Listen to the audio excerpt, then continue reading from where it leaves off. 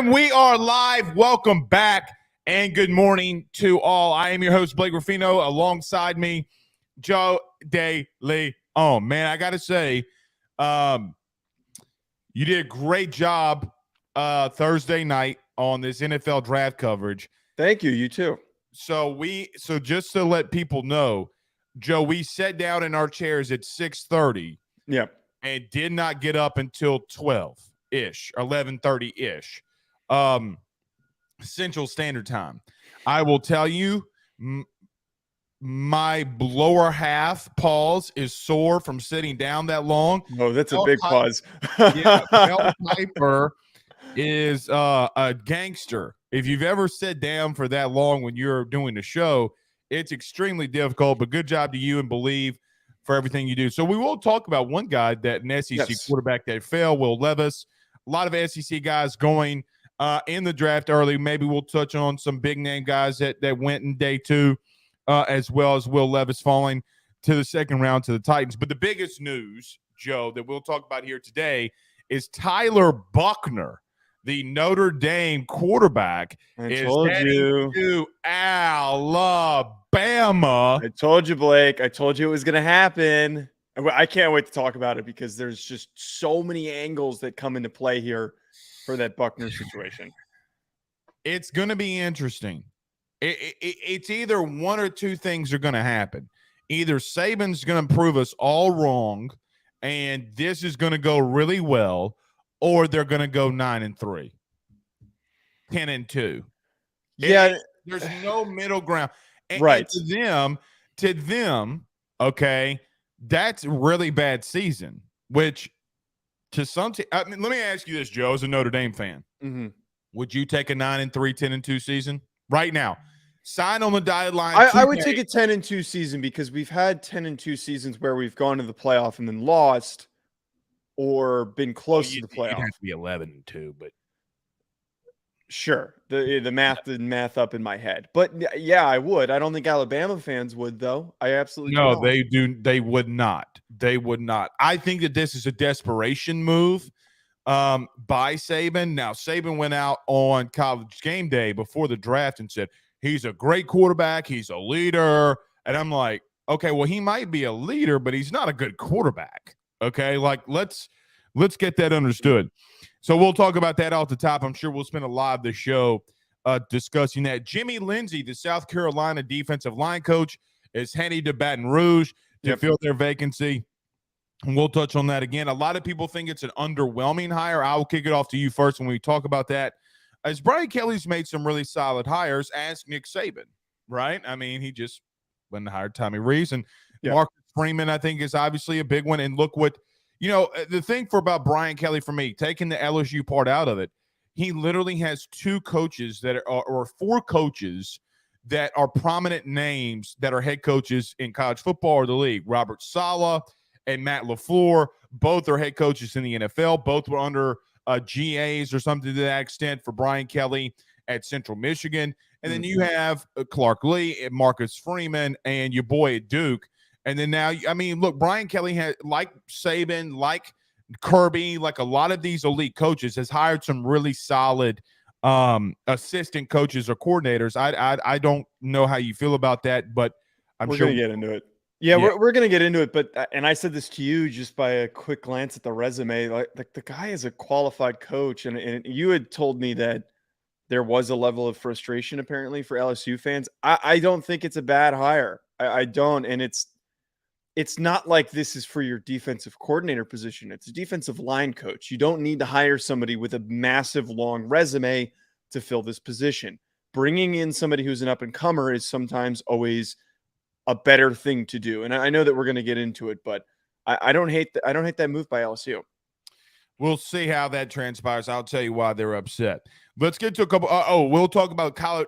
So listen, college football. Dude, this is getting so out of hand. They want to play semifinal games during the midweek. Now, I understand that is around holiday season. However, yeah. Could you imagine telling a family Alabama, Clemson, Notre Dame, Ohio State, Michigan, whoever, that they got to go to a playoff game and it's on a Wednesday? Do you know what that is? I don't know if it's because they're worried. Actually, it's clearly because they're worried about the NFL. That's what that is, and they're afraid to go up head to head with them. And I can at least rationalize a Friday. Like I can rationalize a Friday game, and I don't hate a Friday game because I think that there could be more college football programming on Fridays. But no, midweek is weird, dude. I don't understand it. I want to unpack that. It's such a soft move and a direction for them to go in. I agree with that. So we'll touch on that as well. Let's get to a couple comments though, Joe, before we get rolling. Colin says, "Does Joe call Blake daddy?" Colin, go back to bed. I have always been Colin's biggest supporter, and this is what I get when I wake up. I've had a long weekend. Colin, go to just. This is so unnecessary. I mean, you didn't answer the question. So. No, I do not. Okay. Chris A says, "What time tomorrow does the transfer portal close?" I don't know. I'm sure it's like at 12 a.m. Central Time or 11:59 Central Time. I'm not sure. Yeah. Penn Jones says Rees bringing in his subpar quarterback, not a good combo for Alabama. We'll talk about that as well. C King says LSU fans are easily frustrated, Joe, and I think that. I do think C brings up an interesting point. I do think that they're frustrated because they don't know necessarily. But see, it's interesting to get a take from someone like you who's followed Brian Kelly for a long time, and you don't have really any chips in the game, if you will, about this D-line coaching hire. Colin does say again, we'll use this as the last one and then get rolling. But he says they can beat the NFL head to head. I do think it would be an interesting dynamic. I don't think they can beat them head to head necessarily, but it's the wild card round. Okay. Let me just tell you this. If the semifinal is during the wild card round, I'm watching the semifinal, but I'm a college football homer. Okay. They've gone up against the NFL before and won. Okay. Like from a viewership standpoint. Right. And a lot of these, I too would be completely fair. Oftentimes these wild card games are bad, and some of them have gotten worse because we're putting in these teams that are barely qualified to make the playoffs just to add an extra team to the playoff field. So I don't disagree that they can't go head to head with the NFL. I just think that it's soft to assume that you can't, but at the same time, I understand trying to go with a different day to ensure that you get the most viewership. Like a Wednesday, I can't make sense of that. Yeah, I don't either. I lied. Last one. Penn Jones said we should rename the show to Blake and the Notre Dame Kid. Sure.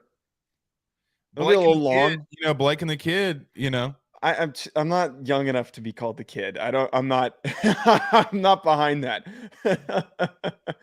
You're pretty young. All right. So let's do this. Let's talk about Alabama. Look, I'm going to make a very hot take.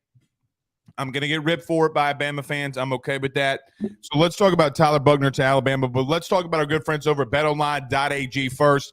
Guys, go over there today. There's a lot of big bets you can make today over on that. We got NBA playoffs. You got some golf that's going on. You got the hockey playoffs. You got so many things that are happening. You can go to betonline.ag, use your mobile device to sign up, and use that promo code BELIEVE50, BLEAV. Joe, let's take our first and only break. We'll be back in just a second to tell. Oh, and we got some big news. We have some big news that we got to tell people out of the top. So, okay, we got some big news. I think it's massive news. I'm tripping. What am I forgetting? All right, go hit the break. I'm completely blanking here. It starts with a T, ends with a V. Oh, yes. Okay. Back in 30 seconds. Stay tuned. BetOnline is the fastest and easiest way for you to wager on all of your favorite sports, contests, events with the first-to-market odds and lines. Find reviews for all the news for each league, including Major League Baseball, NFL, NBA, NHL, combat sports, college sports, esports, and even golf. BetOnline continues to be the top online resource for all of your sports information for live in-game betting, props, and futures. Head on over to BetOnline today and use your mobile device to join and make your first sports bet. Use our promo code BELIEVE50. That's BELIEVE50, BLEAV50 to receive your 50% off welcome bonus on your first deposit. That's betonline.ag. Betonline.ag.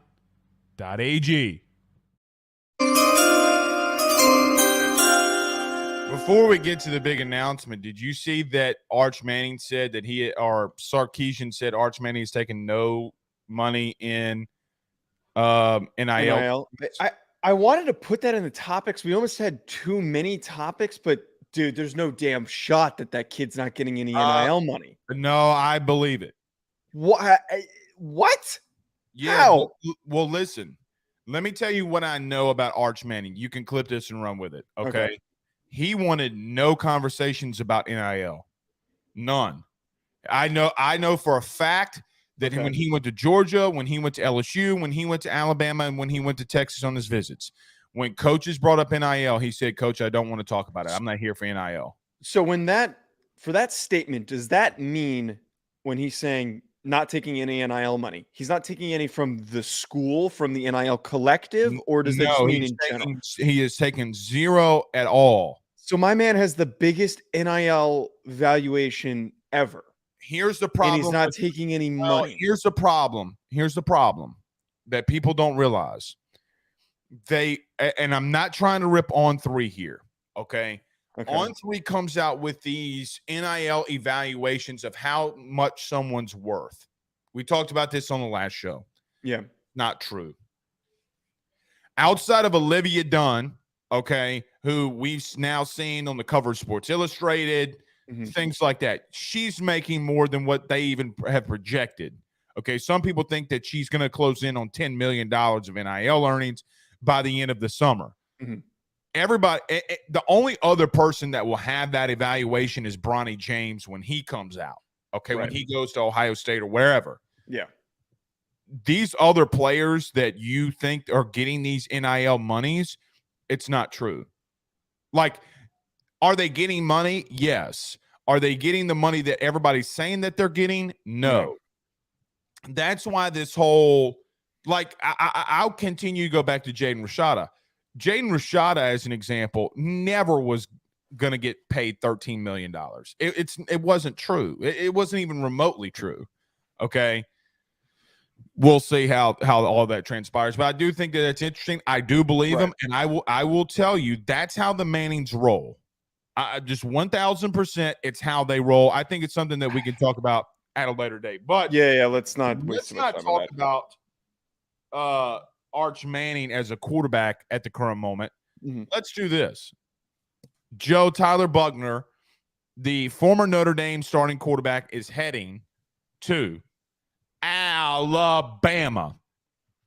I'll give you credit. You called this from the beginning. I did call this. I texted you immediately the second he hopped in the portal. I said he's going to Alabama. And I had a little sourcing. I was giving you a hard time saying it's not true. Okay. But Joe, when Tyler Buchner, so let's break this down for just a minute, okay?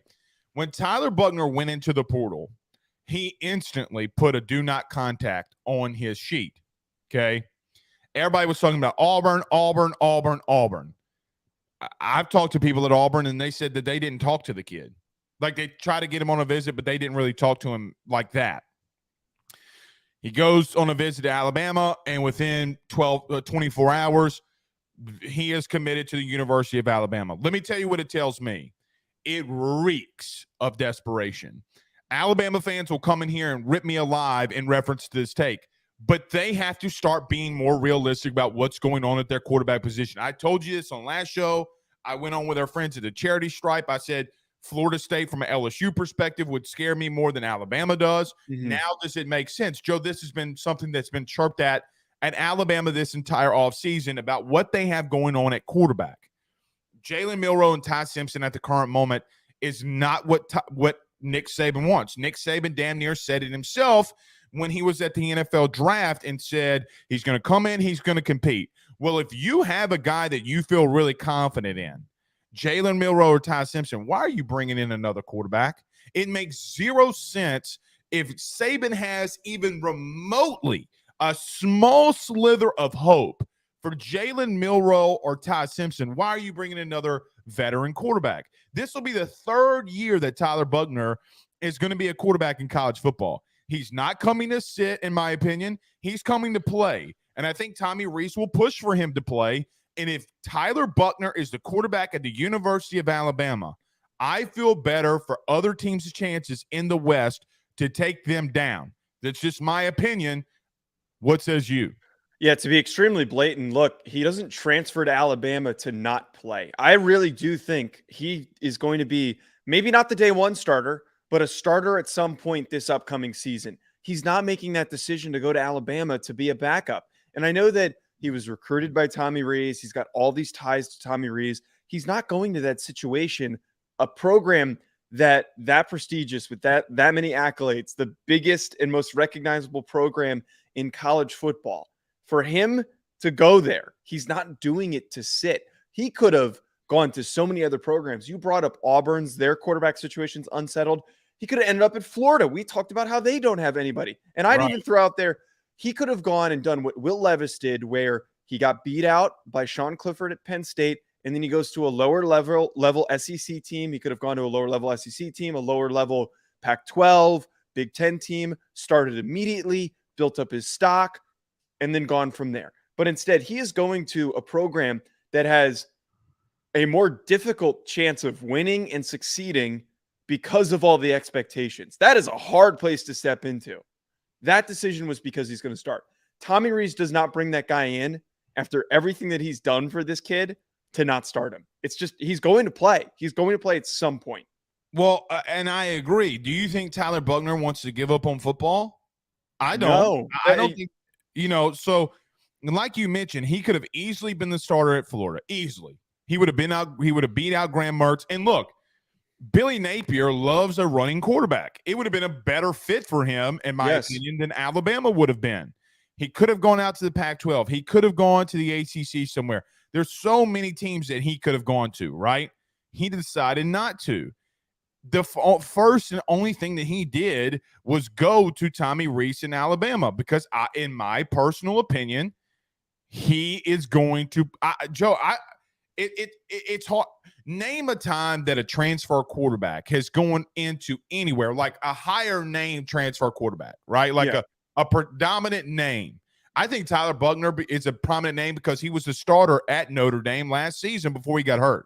And he was also, many people don't really know this about the whole situation with Tyler Buchner. He was a 4-star recruit. He was the 14th ranked quarterback in the class. He was the highest rated quarterback in the class, was he not? Or second highest rated? He was not, but here's the thing with him. A lot of people believe because of COVID, he didn't get to play in California his senior year. A lot of people believe that if he did play, I know a lot of people didn't get to play, but a lot of people thought that his progress was trending so far forward as a recruit that he would have been one of the top quarterbacks in that class. So the talent is recognizable. A lot of people recognize that Buchner has the talent. He just didn't actualize it. He didn't bring it to the field. No, the running is actual. Okay, yes. Not the throwing. Absolutely. You cut me off, so I forgot my point. But right. I agree with you that I just don't understand the move if he's not going to start. You said that you don't think he's going to start immediately. But like I was mentioning, he might not start immediately. Name a high-profile quarterback with a bigger name that has gone somewhere. Look, we've seen multiple teams take in big-time transfer quarterbacks. It literally just happened at the school that Tyler Buchner was at and Sam Hartman. Okay? Name a time that those guys haven't come in and start. Bo Nix goes to Oregon. Jane Daniels goes to LSU. Will Levis goes to Kentucky. Name the times that it's happened. I mean, for crying out loud, I know that he wasn't necessarily the starter the time that he went back, but Stetson Bennett even went back to Georgia, for crying out loud, and he would wind up being the guy, obviously, that started for them. Yeah. I just don't know. Hendon Hooker is a prime example of you don't have faith in a quarterback, and then you bring in another dude, and he winds up being the guy. I think that they're going to battle it out. Here's what I said this last show. And I think it's going to happen. Now, Jalen Milroe came out. Let me back up. Jalen Milroe's camp came out and said then he's not transferring. He wants to compete. Ty Simpson's leaving. What quarterback is leaving? Now, the Lonergan kid is not going to leave. No. He was the freshman quarterback, the midterm enrollee. He's going to play both football and baseball. He's not leaving. I don't think Eli Holstein is leaving. No. Okay, the kid from Louisiana. So is it going to be Milroe? Is it going to be Simpson? And it's obviously not going to be Buchner. I just think, Joe, that he's going to play a lot and he's going to start. And they might even battle it out. I think that there's a really big scenario week one that they roll two quarterbacks out there and say, let the best man win. But regardless if it's Milroe or regardless if it's Buchner, and quite honestly, regardless if it's Ty Simpson, am I supposed to be scared? Like, name a team right now that's scared of Alabama. Now, here's the caveat, and here's the flip side of that coin. Alabama has got is you know this, and I know. I think they're going to be better defensively from an athletic standpoint. Yeah. Okay, yeah. That's with getting Will Anderson out of there. I get it. I think that they're going to get better. And they have a really good class. They have they have a true freshman running back they think is going to start. Who do you have a receiver? You're talking about not Isaiah Foskey, who's the Proctor coming in and starting at left tackle. Joe, when you had that many freshmen out there, you start having question marks. I just don't understand this move. And I think it's a real legitimate question to ask if Saban is slipping. Now, well, so I actually, so like on that point, that was like the first thing that came into my head was this is a pretty strong indicator, and we're going to find out if it works out. Why is Saban giving Tommy Rees this much pull? Because this is a significant pull to go and grab the guy that you really liked, that you recruited to come and play for you at your current school. Like, do you really trust Tommy Rees that much after he hasn't proven anything? That's what I don't fully understand is like, why are you going with his instinct? Again, you're not going to bring him in for good competition for the job. Buchner's not going there if he wasn't guaranteed some sort of playing time. He's not, because him transferring out is difficult now. It's very difficult. What do you mean by that? Expand on that. Well, don't the transfer rules prevent him from bouncing to another spot without having to sit? I don't feel the transfer rules are really confusing. Yeah, I mean, so in theory, by the book, you're correct.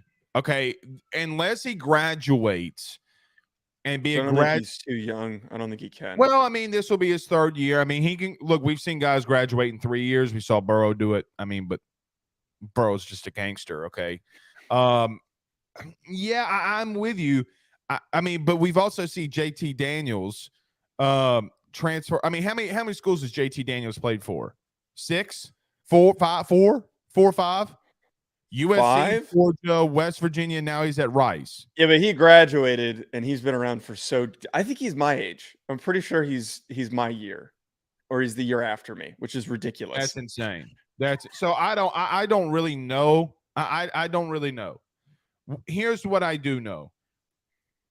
There's nobody with a pulse. The only reason that people have hesitations, okay, in reference to not saying Alabama is going to have a down year, is because of Nick Saban. And you're right, right? Like, you're 1,000% right.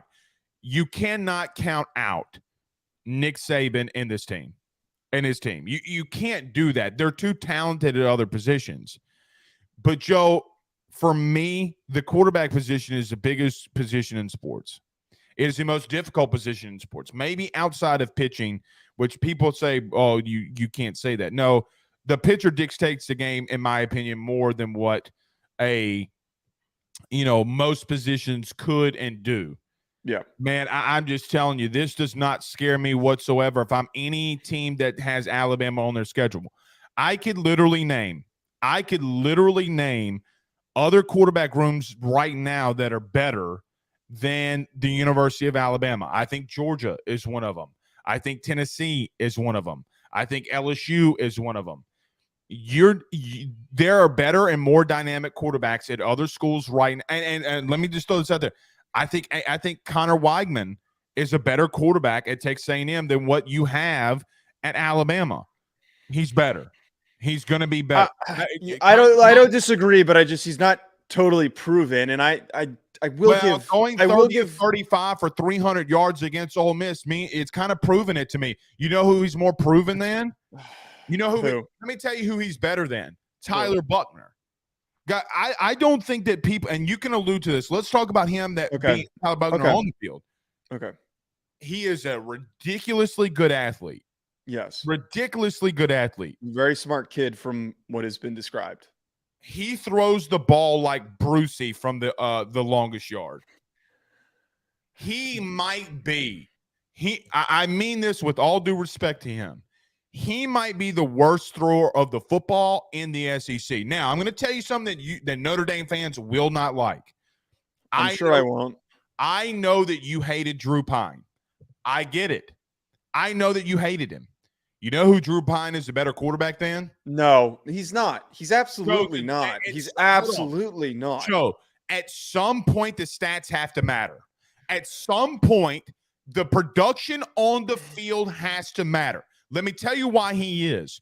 You legitimately were getting your teeth kicked in by Marshall.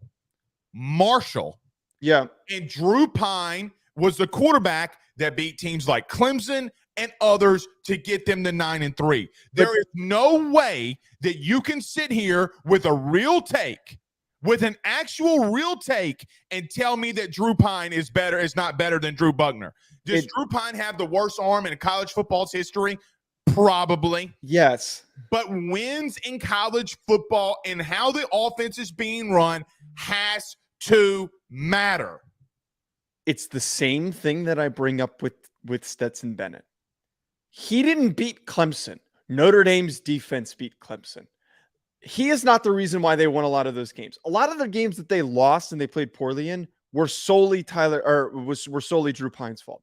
The way that they played against Stanford was Drew Pine's fault, and the play calling by Tommy Rees. Those were the limitations that held them back. Drew Pine is fine, but Tyler Buchner is more physically gifted and was a better quarterback against Ohio State.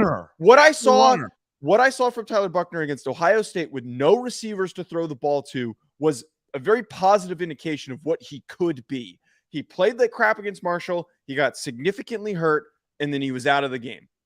I'm not holding that against him. I'm one of those people who, and I say this a million times on this show, just because the guy plays in a couple games and one of them is bad, I'm not going to hold him against the bad game that he didn't finish because of the injury. It's just like Trey Lance. It's the same deal here where if you didn't play enough games, you got time to prove yourself. I think that Buchner does. I know that you don't want to agree with this, but I think Buchner has a capability to succeed at Alabama. Yeah, I think it's possible. Get better at throwing the football, though. He's one of the worst. I don't disagree, but he's one of those players who, if Tommy Rees, and he's not going to, but if Tommy Rees knows how to set him up properly, kind of actually what they did in the South Carolina game where they used him as a runner very effectively. If they ran Wildcat on a team that had 12 starters out. If they can find ways to incorporate that into the running game like they did against South Carolina and Buchner is the starter, I actually think that they have a shot. But to your point, they do need to refine and work on a lot of his throwing mechanics on a lot of those issues. Yes, that does absolutely need work. Buchner went 18 of 32 with 2 interceptions against Marshall. Drew Pine comes in. He goes 3 for 6. He throws a pick. Okay, cute, cool, doesn't matter. He also is more effective in the passing game. You know what? He was. I get your Clemson take. I understand your Clemson take. But when you run for 260 yards against Clemson, okay, well, he doesn't have to be perfect. You had more wins under him. You knocked off a top 10 team with Drew Pine. Tyler Buchner has not shown anybody anything. Oh, he's a great athlete. He's got great traits. Well, let me tell you what doesn't work in the SEC. You know who you can ask? You know who I will give you his agent's phone number right now. You know who you can ask? Who? Anthony Richardson. Tyler Buchner literally beat an SEC team in a bowl game. Let me finish this thought.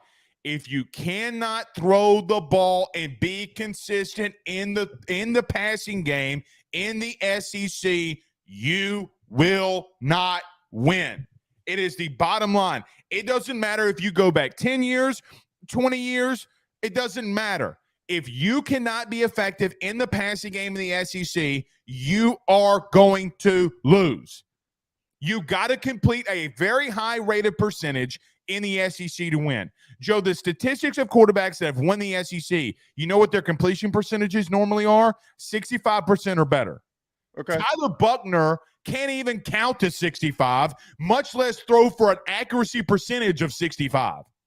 He has to drastically improve. Tyler Buchner beat South Carolina, and I get it. You tell me that they're missing some of their starters. They had 8 defensive starters out. What are we talking about? He still beat an SEC defense after missing the whole season due to injury. He stepped into a game with nothing to go off of it. He was thrown into the fire because Drew Pine last second decided to transfer. That's a tough situation to step into.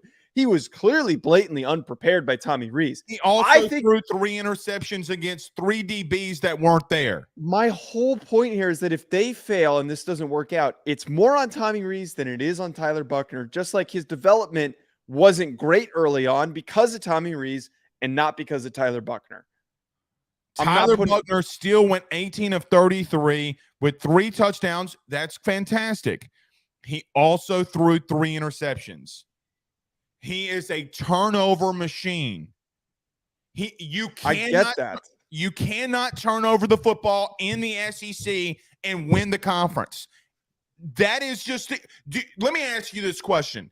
Do you think South Carolina with 12 dudes missing is better than what he'll see in the West? I know you hate A&M. They were the number 1 team in the country in passing yards allowed. Do you think he's going to get better against LSU? Do you think that Arkansas, who also runs the football at a high clip, that it gets any easier? Do you think that Auburn, God forbid, if Hugh Freeze figures something out at Auburn offensively and they're scoring at a high rate of pace, do you really going to sit here and tell me that Tyler Buchner can go blow for blow with Hugh Freeze? Pause. He cannot do that.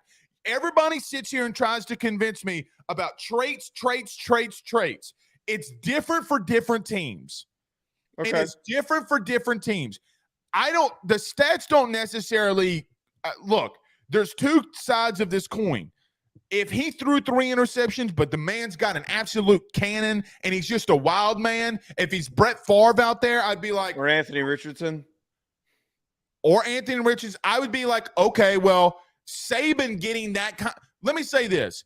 If Saban would have an Anthony Richardson, they would have won because Saban would not have allowed for those turnovers to happen. This man's not Anthony Richardson. Just as you said, it's different for different teams. He's stepping into a situation where the offensive line at Notre Dame was probably better than the one he's stepping into right now. But he's going to have better receivers, and he has a better defense to support him. He's got, I would argue, a better potential running game with the running backs that are available to him in Alabama. Logan Diggs did just go into the portal, just throwing it out there. They're probably going to go and get Logan Diggs from what it sounds like. There's a strong possibility that that Logan Diggs likes Tommy Rees, so that might be a pairing, or it might not be. Besides the point. Okay. Full year, fully healthy, full training camp at Alabama compared to Notre Dame. If he can do what he did against Ohio State every single game, at Alabama, they will be fine. He played a good football game against Ohio State, and he had nobody to throw the football to. Nobody. He can't do that in the SEC every week. Okay, you have said a big team. Sounds cute. Joe, they have they could potentially in November have a stretch. You ready for this? Yeah. You pull up the schedule. I don't know what their schedule is. LSU, Auburn, Georgia. He has not remotely faced teams back-to-back like that in his life. Because he's in his life. But that could be said for Jalen Milroe and Ty Simpson. No, we saw Milroe do it. We've seen Milroe start and play against SEC opponents, and it wasn't good. Only a couple of games. But my point is that Tyler Buchner has only played a couple of games because he got hurt. It doesn't matter. It doesn't give 2 flying Rudy Poots. How can we use that take when he wasn't even available? What you just said makes my case even bigger. I haven't even talked about the injuries yet. He was okay. Joe, red shirt. When you go out there and you lose to Marshall, and then you go out there against South Carolina, who is depleted, and throw 3 interceptions, and then you coming out here and telling me that he can do something in the SEC is chaotic. As much as I was frustrated by his performance in South Carolina, he is a big reason why they won that game. I can't believe also another reason why South Carolina had 38 points, because in crunch time, he kept turning the ball over. Yes. Turning the ball over. Yes, I don't disagree. And it doesn't really help my argument that he's stepping into literally the same offense and offensive coordinator that he just had. It's not like we can make the argument, oh, he's going to a more conservative offense. It's literally the same offense. Again, I know that he didn't light the world on fire and throw for 350 yards against Ohio State. He was 10 for 18 for 177 yards with his run game completely shut down. Audric Estime didn't even go over 30 yards, and he was one of the better running backs in college football last year, statistically. They shut down Ohio State, took out the run game. That's not happening in Alabama. Okay. They're not taking the run game out of the against Alabama on a week-to-week basis. That's not happening. Hold on. Not necessarily true. In 2021, Alabama had a game where they only had 6 rushing yards. 6. It's possible, but my point is that more than possible. There's more talented available running backs, and I think no, buddy, no. Okay. Joe, his competition is he gaining talent at Alabama? Yes. Yes. Is he also playing tougher opponents? Yes. Yes. If you mean to tell me that you can do that against Marshall, what makes me believe in Death Valley on a Saturday night that you're not going to get your shit kicked in? He got hurt in the Marshall game. I'm not holding him against that Marshall game. Again, I would like Marshall broke off in his ass. You're hanging on to the bad performance. I'm trying to hang on to the good one. Performances. There's not a good performance out there for him to have. He played great against Ohio State for his first ever start. If you go 10 of 18, I'm sorry to tell you that is below average. It's his first ever start with no help from his run game. He had to do everything. That's really for your first ever start to go into Ohio State. What did you tell me on this show two weeks ago about Bryce Young and Bill O'Brien? He had to do everything. What makes it change in Alabama now? He's not Bryce Young, though. But that's my point. Bryce Young, with that same talent, had to do everything.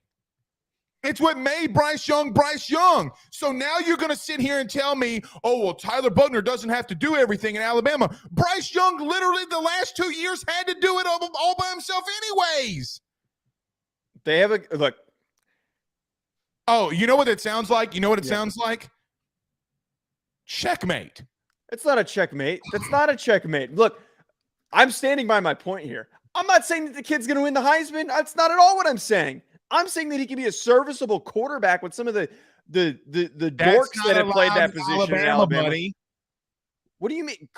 Jake Coker won them a national championship. Jake Coker had 4 straight games of 300+ in yards with 3 touchdowns. Because of the supporting cast around him. It was all name the people he had around him. I'm not going to remember that off the top of my head. I was in high school. You know who his leading receiver was? His big go-to weapon. You ready? Who? O.J. Howard. O.J. Howard was a first-round pick. I mean, he did have Derrick Henry, that's a terrible counterpoint. Okay. But look, again, and to not labor this point, and I think we should definitely move on to the next one because we're just going back and forth here. They have had worse quarterbacks succeed at Alabama. Be patient. I think that he is the best one of the grouping of guys stepping in if there are concerns with Ty Simpson, and he would be the only one that I would start over him. I don't think Jalen Milroe's got it. The way that he played against Texas A&M, and if he can keep him that close against Texas A&M, by the way, we can both sit here and agree that Jalen Milroe is not good enough to be the consistent starter. If Jalen Milroe can do that against Texas A&M for how good their pass defense is, Tyler Buchner can. Tyler Buchner absolutely Tyler Buchner's not a better thrower than Jalen Milroe is. We haven't seen that. He's not worse. But he's not better. Jalen Milroe's a better athlete than Buchner is. I have enough. Buchner's a great athlete, but Jalen Milroe's going to go into the combine and run a 4.3 something, And then you're going to Anthony Richardson me this thing if he starts this year and say, the traits, Mr. Blake. Milroe's not getting invited to the combine unless he transfers somewhere else and is a starter somewhere else. You don't know that. Well, if he's going to get beat out for this job, we just spent the whole time talking about how Buchner is going to probably come in and beat him out. My only thing is that the SEC is a gauntlet, and when you look, when you throw that many have that many turnovers. I mean, Joe, he had 5 turnovers against South Carolina. South Carolina was one of. Let me finish this point, and then we'll move on to Will Levis. Okay. All right. Here's the quarterbacks in the league that in no specific order, think are better than him. Okay, you ready? I think Connor Weigman is better than him. I think Jaden Daniels is better than him. I think that Garrett Nussmeier is better than him. I think that Sanders is better than him. I think that Jackson Dart is better than him. I think KJ Jefferson's better than him. I think these are all guys that have started a lot of games. Hold on. Okay. I think Milton is better than him. I think Nico is better than him. And maybe I'll throw in Spencer Rattler. I think Spencer Rattler and Drew Larry are better than him. I don't think Spencer Rattler is like. Hold on, Spencer Rattler, for what it's worth, okay, has shown that he can play in the SEC for a year. Yeah, Butler shows that he can't even go in the play FBS Division II opponents without getting clapped. He would be. Take Spencer Rattler out. Okay. Name whoever. It doesn't matter to me. He's not even. You know who? Will Rogers at Mississippi State. He's not. I don't know if that's a foregone conclusion. Will Rogers is okay. Joe, he's thrown for 10,000 yards in 2 years. What are you talking about? He was in an offense that's sets you think up. that's changing?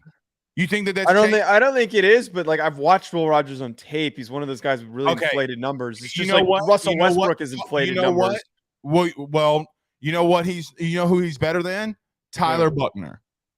All right, we're gonna not agree on this. I would like to talk about Will Levis. All right, let's talk about Will Levis. So Will Levis did fall into the draft to the second round to the Tennessee Titans. On this platform, on this show, I came out and said that he was telling teams and he was scaring teams. Look, I mean, my sources came to fruition on that one. I think Tennessee's the best place for him. What do you think about Will Levis falling to Tennessee? Yeah, I really agreed with you, and I also certainly believed what you said because he comes off as one of those guys that is way too intense. And some teams get excited about that. Some teams are going to say like, wow, this kid is going to really change stuff for us because he's got the mentality. But another guy who was way too cocky was Josh Rosen. Baker Mayfield was way too cocky. NFL teams want a humble quarterback. They don't want a guy that's so was Tom Brady. So was Peyton Manning. We have 2 stories. Yeah. We have Tom Brady telling Robert Kraft, okay, that I'm the best thing that you've ever done for this franchise. And then Tony Dungy, I mean, not Tony Dungy, Polian, old Polian, not the one that's at LSU. Polian said when they met with Peyton Manning that when they left, he told them, if you take Ryan Leaf over me, I will make your life a living hell for the rest of your life. Let's not act. Okay. That's fair, but I think a lot of times if you're too intense in these meetings, it rubs teams the wrong way if there are massive question marks for other aspects of your game. And for Will Levis, I know that you've said that you're higher on him than I am. The issues with Will Levis and why I had him projected as a day 2 or would have drafted him as a day 2 pick. I thought he was gonna go earlier. He did not. But the reason why he's a day 2 pick on film, massive arm, the biggest arm in the class, good athlete, moves well. His decision-making is abysmal, and he's played as a starter for 2 years. To watch him on film with some of these throws, some of these picks he's thrown, it's really head-scratching. It's not like a circumstance of where you can see a guy on film and be like, okay, I get that mistake. He's going to correct it. It's something that's fixable. He makes a lot of mistakes where it's like, dude, what are you thinking through here? And somebody who doesn't have that natural processing, that natural feel for the game, there's a legitimate concern because things get faster and more complicated in the NFL the minute you step into it. I will say, though, this does set him up for his best possible situation. I thought he was going to be a bust, but this is probably the most bust-proof situation for him to step into because this is the Kentucky of the NFL in a way where they run the ball really effectively. They do a lot of play action. And they got Tajay Spears. I mean, they're adding to their run game as an example. Exactly. His best year, the year prior to the year he came out, they had a better offensive line and a better run game. He's stepping into a spot where he doesn't need to do everything. He doesn't need to start right away. And then he can move, expand the pocket, throw on the run, use that big arm to hit guys deep downfield. Traylon Burks is a great athlete. He can connect with him. It's a good spot for him. I can't complain. I think that he lucked out. This is what. So look, I agree with you on the round that he goes to. I agree with you on the team. I just don't think he's as bad as some people think that he is. Okay, let me give an example. The Emmanuel Forbes screen pass pick six. That's not on him. It's not on him. It's a play call. Okay, Emmanuel Forbes made a good play. Okay, I think it was against Ole Miss or I forget the team. Of like 35 dropbacks that he had, he was under pressure or got hit 28 of the 35 times. I'm just throwing the number out there, but I listened to the stat yesterday. Joe, he broke his finger, and his finger on his non-throwing hand literally was pointing this way, right? Yeah. Like it was pointed sideways. Against Ole Miss. Against Ole Miss. They put – I'm pretty sure it was Ole Miss. They put it back in place. He kept him in there. He's a tough kid. I agree with you. He can be a little much. I think that here's where what I have heard about him is that teams believe that he was overcompensating himself because people had put down on him so much. And I get that and understand that. He's a really good play action passer. And so quarterbacks are going to be better with better offensive line and running game. Every quarterback gets better with a good running game and better offensive line. Yeah. His offensive line last season, as an example, was horrendous. I could make the argument they went from one of the better offensive lines in the league to one of the worst. They had 2 draft picks the year prior. Right. He got hit and hit and hit and hit. Look, he took a lot of punishment. And you know what he did? He continued to get up. That kid's got heart. And when you have that many traits, as you like to say, I'm okay with you taking a second-round flyer on the guy. Right? Like, I'm okay with you taking a second-round pick. Exactly. I also had the same thought process on Anthony Richardson as an example, okay? I know that Anthony has more traits, and I don't care that he goes to Indianapolis. Like, good for him. I'm good with that. But Will Levis, for everything that he has been criticized on, look, man, you know what the number one thing about leadership is for me on a football field? Is when a guy gets hurt and he comes back the way that Will Levis does, I will play for that dude. All right. I will play for, I will give I agree with that. I will give everything that I have when your finger is about to literally rip off, and then you come back against Ole Miss and throw a touchdown pass in excruciating pain. I will fight for that guy. Here's the problem I have with him. Okay. Can he just be calm? Can he learn? Can he sit there and just learn and understand what he needs to do? I think Mike Vrabel can get the best out of him. I really do. Now, I don't trust Tennessee in reference to molding quarterbacks because Malik Willis was Rudy Poo. But I'm going to rip on you draft guys in a minute about Malik Willis. You all were idiots. I tried to tell you were idiots. You didn't listen to him. Oh, he was at Liberty with Hugh Freeze. We're not all idiots. That was very largely projection. That was extremely largely projection. And some guys don't hit. It was a massive risk, and it didn't make a lot of sense. There was the reason why he was projected as early as he was because it was a year where there was no quarterback talent. None. Kenny Pickett wasn't even a guarantee to go in the first round.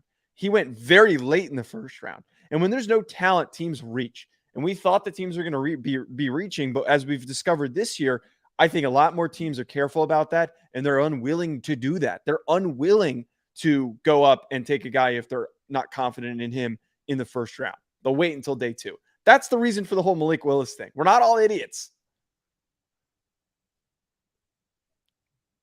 Oh, screw you. Yeah, you are. I'm not a hater on Will Levis. I've seen Will Levis take shots and run. I think he's athletic. If you can cut down on some of the bad decisions that he makes, he can be a really good quarterback. The problem that people have is that he made bad decisions, right? Like that's the big thing on him. He threw a lot of interceptions. You know who else threw a lot of interceptions the year that he came out? Oh. Deshaun Watson. I'm old enough to remember that Deshaun Watson had a season when he won the national championship and he threw for like 18 interceptions. 18. Now, I don't want to talk about everything with him off the field and him at Cleveland, but you know what he was with the Texans. He made some really good decisions. You know who else had a lot of interceptions his first year in the league? Don't say Peyton Manning. Buddy, he threw like 2,900 of them. He's not Peyton Manning, though. You know who else was a bad decision maker coming out? Who? Brett Favre. Now, what's interesting is Brett Favre was taking this almost the same exact spot, if I'm not mistaken, in the draft that Will Levis was. The same pick. Drew Brees. As much as I love him, and I know a height was a thing, my man threw some picks. Okay? If his decision-making can get better, I'm not completely out on him yet. Here's my reason why, though. I'm not. I have a lot of pause to believe that Will Levis's decision making can improve, because there's a lot of times when you see much worse. Right. There's a lot of times when you see guys on film, quarterbacks, and you try to make sense of, okay, why does this guy throw interceptions? Why does he set his receivers up poorly? Why does he not know what to do and make the right decision from time to time and make bad decisions? Usually you can make sense of it. I've talked about this with Anthony Richardson, that it's clearly because he's green. He's clearly letting the game get too fast for him and things are moving way too quick, and he needs to learn how to compose himself. I legitimately think that Will Levis it's not going on very. Last year was subpar in play calling too. Now it was, but I just don't think there's a lot going on up there. I know that that's like a really mean statement to make, but like I just don't think that he can think quickly enough and effectively enough. I think he just sees an open receiver, he just throws the football. I don't think he thinks things through at all, which is really, really scary. And those guys you named. Go ahead. Sorry, I was just gonna say those guys you named might be good examples. I think Brett Favre is the best example, but I don't know about the other ones, though. Like, I think that those guys at least shows positive ability where they were just trying to do too much, which led to those interceptions. The one thing for me is I go back to that Georgia game 2 years ago, and he was leading them down the field and scoring. Very productive, very efficient. When he had help, he did better. And when he didn't have help, he didn't. Okay? I mean, Joe, that's for every quarterback in the league. It's fair. I mean, his physical tools. I've said this before off air. Okay. Mm-hmm. I had a defensive coordinator in the SEC tell me last year that Kentucky might be the worst offensive play call team in the country. Like they fully believe that. So if that's the case, hey. All right. So let's transition here. I want to get these college football changes on the playoff. Just a quick announcement, I guess. I'll throw this to you. I've already said a lot about Jimmy Lindsay, but Jimmy Lindsay, the defensive line coach from South Carolina, is going to LSU. A lot of LSU fans are pissed off about this because they wanted a big name. They've had some big names to the defensive line, Ed Orgeron being the biggest. What's your thoughts on Jimmy Lindsay to LSU? Yeah, I said this at the beginning of the show. Look, this isn't your defensive coordinator, offensive coordinator hire. You're hiring a defensive line coach. You're also hiring somebody later on in the process. Oftentimes, these things are already going to be pretty solidified. It's going to be hard to attract a big name guy from another program. But look, the guy has a really great track record. He's been a climber over the past couple of years. He went from, I believe what his resume was off the top of my head, he went from Western Kentucky to Illinois to South Carolina to now LSU. I have faith that somebody like this will work out, that they're progressing and moving up the ladder that quickly. This isn't just a half-assed hire like, oh, who's the best available? I think a lot of times coaches like Brian Kelly, and he's done it at Notre Dame. Yes, you're going to go after people that have the proven track record, the NFL background, all of that stuff to fill certain positions. But when you've got enough of those guys on the coaching staff, you could set yourself up to bring in somebody that's young and promising. You have that cushion to bring in somebody like that. I agree with that. I think that's a fantastic take by you. Basically, you said in a better way that I tried to pick last night.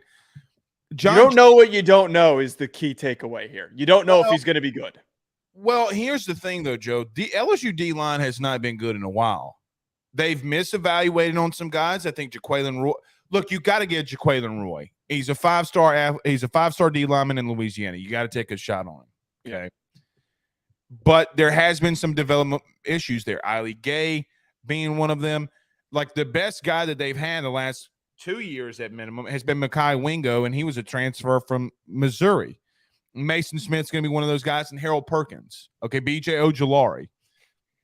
But they got to get better in the interior, and he's not alone.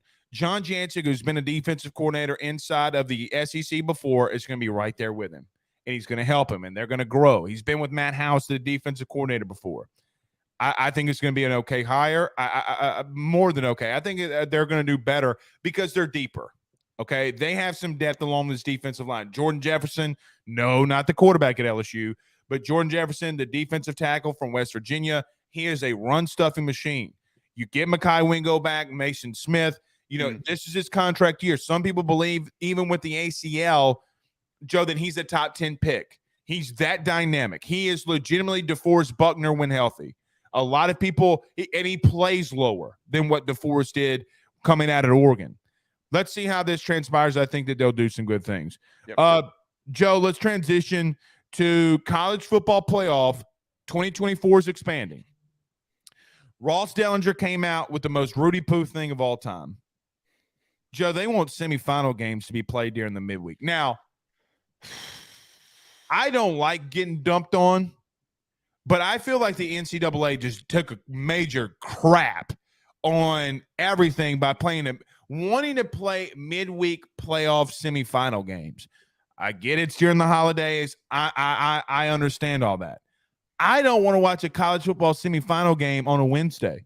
Now they came out, so I went stupid on this and was quote tweeting everything. I'm like, this is why we need to know who the committee is. We do need to know who the committee is. Who's making these stupid, idiotic, ridiculous decisions? And then Ross Dellinger comes back out and says, oh, well, they're talking about Thursday and Friday being the examples. Well, that's not midweek. Midweek is Tuesday, Wednesday, you freaking Rudy Poos. I don't care if you're playing on Thursday and Friday. That's great. That's okay. I'm okay with that. Don't give me a game on no cotton-picking, stupid, freaking stupid ass midweek. It's so dumb. Blake, what has it been with this whole offseason with all these changes? And not a single one of them aligns with the desires and the wants of college football fans. Not a single one aligns with what we like about the game of football. And none of it works. When has a midweek game worked? Maction? Oh, I can't wait to watch the college football playoff version of Maction. I can't wait. I know everybody's like, oh, Maction action. I don't even watch it. Really. I'll turn it on, but I'm doing something else. I'm not watching that bullshit. It's just so unbelievably out of touch to do this. It's just, if it's a Thursday, I think it's fine. I still don't like it. I don't even know if I fully support a Friday. I just, to place these games where they are, if it is on a Saturday or a Sunday night, people will watch the games. People will watch the games. No doubt. And I don't understand what we're afraid of. And again, these changes when has college football ever bowed down to the NFL? And that's what they've done with the timing rules that they've changed. And then now with the scheduling of the college football playoff. It's exactly what is happening right now. I just don't I don't understand the logic. And this is the thing that I have the issue with the most. I don't even know. You know what, Joe? I think I'm about to go on a crusade. You ready? You want to be a part of my crusade? Oh, absolutely. I want the committee of college football on who are making these type of decisions. I want to know who they are. Who is the face of the college football playoff committee? They're never going to reveal that. We're never going to get that most context. White people thing of all time. How many committees do you have to have? One guy should be making the decision. One guy should be making the decision. That's the truth. Roger Goodell, as much as we crap on him, don't back down to nobody. Makes a decision he stands by. Down to anybody. You know why? You know why the NFL is the most profitable sport in the? I'm not going to say the world because obviously it's soccer, but especially the United States. You know why it's a multi-billion-dollar company? Because they don't back down to anybody. They make unpopular choices. They do things that people don't agree with. And you know what? They don't give a damn what you think about them. Roger Goodell gets booed more than any human being on the face of the planet. And you know what? He just puts his big NFL nuts on the table and says, stop us. I don't understand why we wouldn't want to hire somebody like that to run college football. And I don't know what it would take for that, but it just seems so scared to sit behind this, to sit behind a rule-changing committee. It feels so scared. I want one person to, as you said, put their nuts on the table, make the decisions, say, boo me if you want. I don't care. This is best for college football. Well, this is what I want. If it's not going to be one person, because I don't know if we're going to ever settle on one person. Let's just, for argument's sake, say it like this. I want 5 people in this committee, 5, that are permanent. I want every Power 5 commissioner as the committee. And then I want a rotating group of 5, whoever that may be. I want that to be rotated. And then you can rotate the 5 of the Power 5 team conferences. You can rotate who is the face of these things, meaning making decisions. Okay.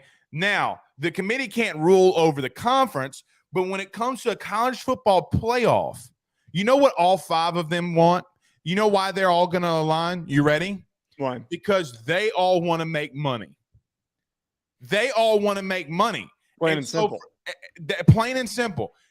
If Greg Sankey says, guys, we need to play this game on a Thursday because we've done the data and it says it's the best and we've been here, we've done that, we've run the BCS and playoff, we're telling you let's play it on a Thursday not to compete with the NFL.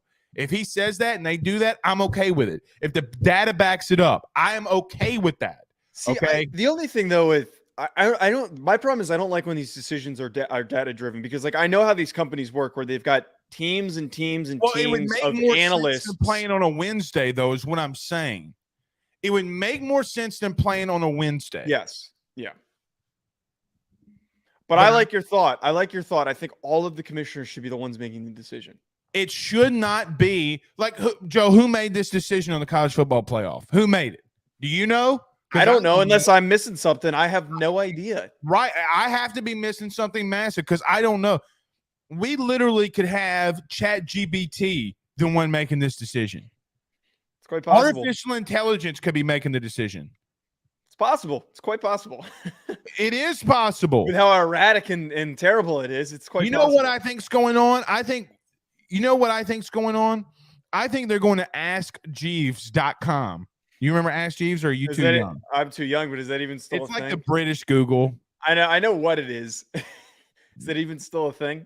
I haven't been on Ask Jeeves since I was in high school when you were in diapers. That's so weird. You were in diapers when I was in high school. Maybe that's a good thing. How old were you in 2008? 10. Oh my God. I wasn't in diapers, but I was 10 years old. Well, that's debatable. The age difference isn't as significant as you make it seem. Maybe not. We're like 8 years apart. It's just because I'm in my early 20s that it seems like I'm a child. Yeah, you're 24. I'm about to be 33. I'm about to be 25, so there's a difference there. Okay. In a month. Okay. In a month. Okay. What are we going to do for your birthday? I don't know. You coming up to New Jersey? Hell no. Actually, I want to go to Tony Soprano's house.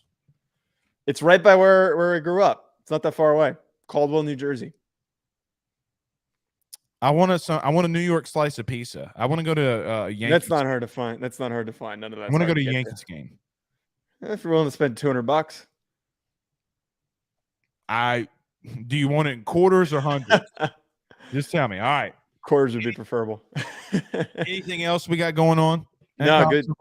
Good show. The Excited to Saints get back to Monday. have traded their pick to. They traded. Did they trade out of this 103 spot? No, they traded 103. Two. Okay. They traded with the Bears to be the first pick in today's draft. By the way, I not to distract us as we were trying to wrap up. I hate the Kendre Miller pick. By the way, that's a terrible pick. I don't understand why you guys are drafting running backs because we don't have one. Alvin Kamara is going to be suspended for 6 to 8 games. What's the deal with Jamal Williams? So you're drafting this guy to start or to play for 6 games as the second back to Jamal Williams is not an every down back. Yeah. And what they want to do, they got to get somebody out they got somebody that needs. I like the Miller pick. To be honest with you, when I watch him play, he's the most Saints running back I've ever seen. If you watch Saints football, he is. You know who he is? He is a better athlete. PT Cruiser. What was his name? Pierre Thomas. I could see that. And if you get Pierre Thomas, brother, sign me up if you got Pierre Thomas. I mean, if he works out, he works out. I think there's other needs. Like who's? I bet you think that the best pick that they've made is Isaiah Foskey, the Notre Dame guy. Isn't that right? Well, I liked.